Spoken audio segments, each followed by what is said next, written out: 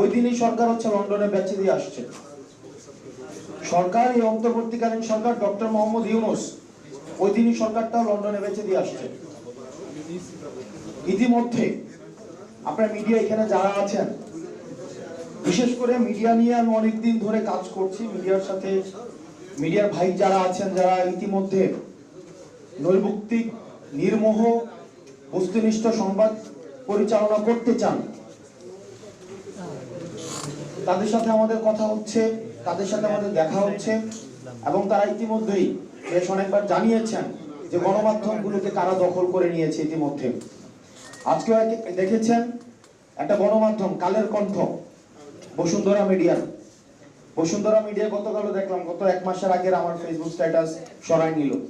এবং 1 মাস রেস্ট্রিকশন দিয়ে, রিপোর্ট করায় রেস্ট্রিকশন, তাদের টাকা আছে, ওরা হুজুর কিনে ফেলে, আলেম কিনে ফেলে, রাজনীতি